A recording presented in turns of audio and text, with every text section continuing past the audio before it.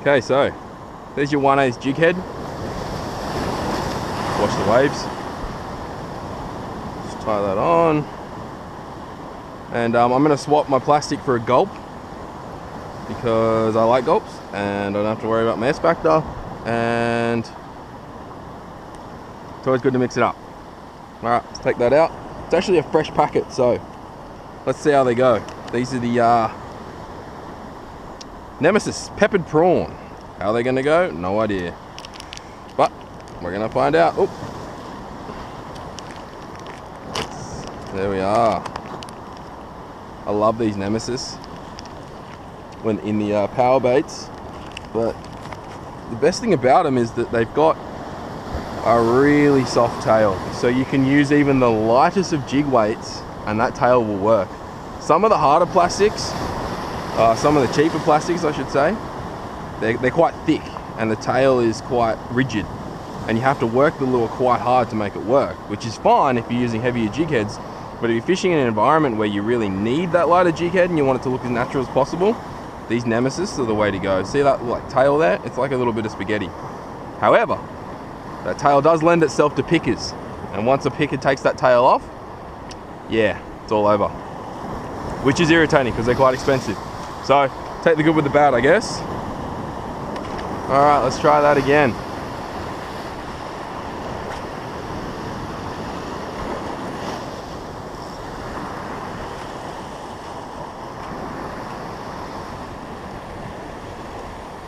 Just good thing about this kind of fishing too is you're always watching the water.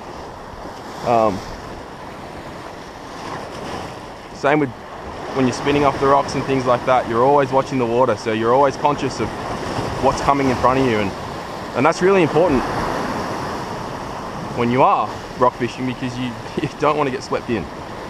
On a day like today, it's probably not that bad because it's quite calm. You could, work your way up and there we go.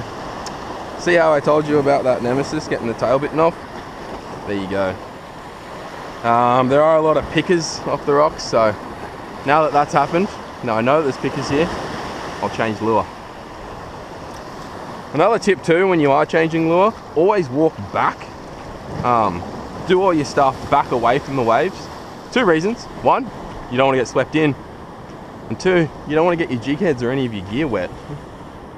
Like if I was standing there with my tackle box and a wave swept up and, completely soaked myself and my bag, it's not going to be the best.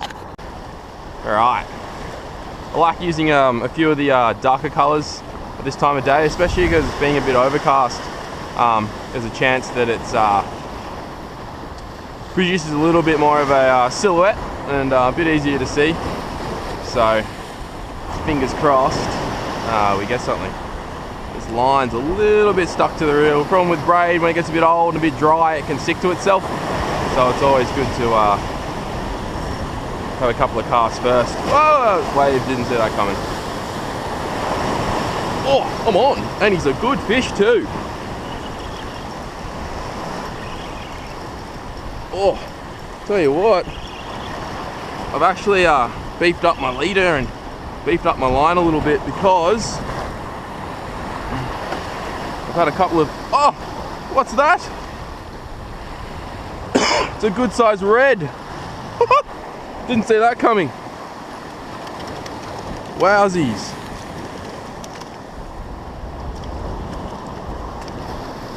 Wow.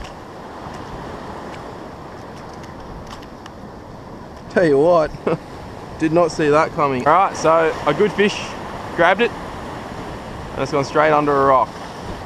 So I'm gonna try and, oh, got him out. He's up, he's up.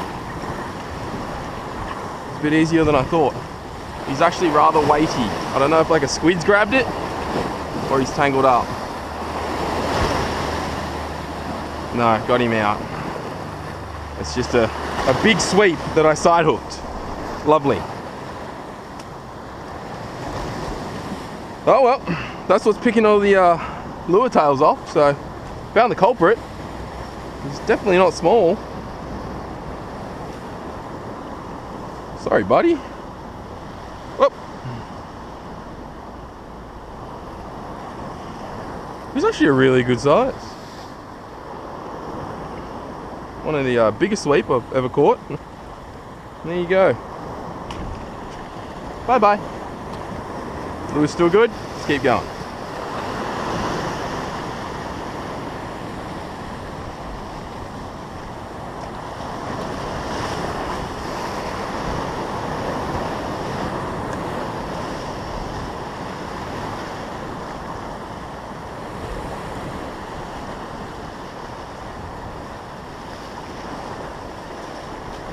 Whoa. That was weird. It's like a squid grab. Whoop. No, I think they're just big sweep. Whatever it is, I've got it. It's not fighting as much as that snapper was, so come to think it might be a pike. Oh, look at that. That's a big pike. I'll take that. See, it's a common misconception that because these guys smell that they're bad eating, they're actually delicious.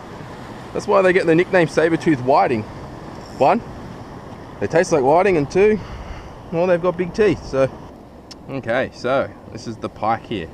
I'm just going to go through a little bit about it. I don't know if you can see, but basically on top of its head there, those eyes are actually quite high on top of its skull, and they're angled inwards, giving it a really good depth perception. So when they're hunting prey, they know where to hit and when to hit it. And also, if you look, I don't know if you can see down its snout here, it's got little nostrils in there that are grooved inwards, giving it a really, really good, I guess you could say like crosshairs, like on a gun, where you can, the fish will actually line its sight down there, like looking down the barrel of a gun, and when they see their prey, bang, they know exactly where to hit it. Which makes them a bit of a top predator around here, especially with teeth like that. Designed perfectly to hold slippery fish. But unfortunately, humans are the top predator around here, and he's going to be dinner. Okay, so the sun's gone down quite a bit. The clouds are really taking over. It's looking a bit darker, so tell you what, I'm quietly confident something big might come through. Maybe another snapper or a trevally, fingers crossed. Yeah. So we'll just keep casting and see what happens, really.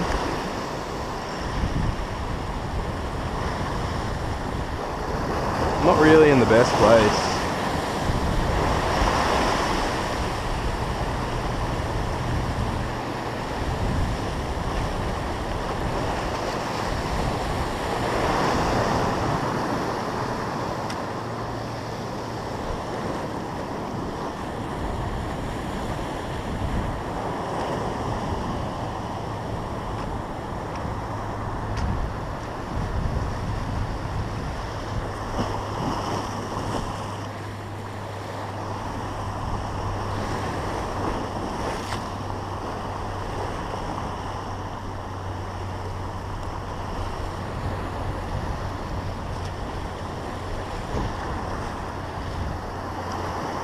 I've done enough today.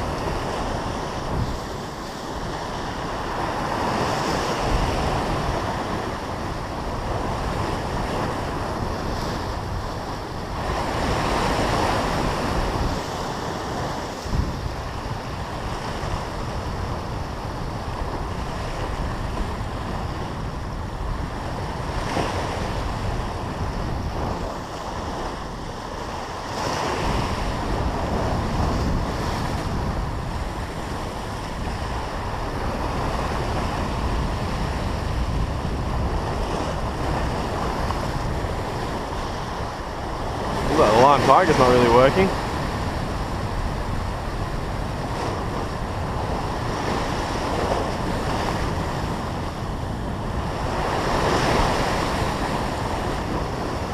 One more cast with it. Oh, wow.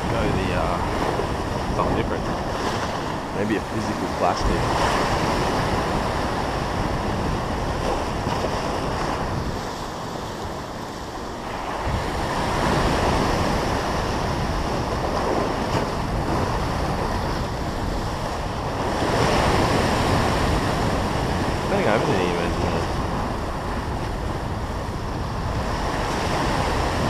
That I know of.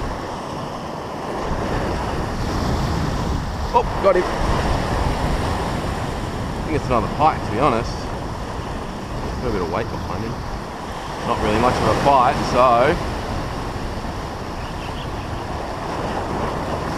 Yeah, another pike. I'll take that. Phil, it's a pike for tea.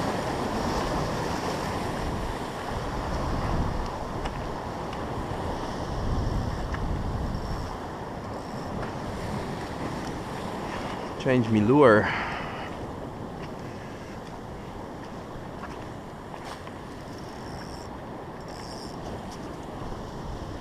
Now.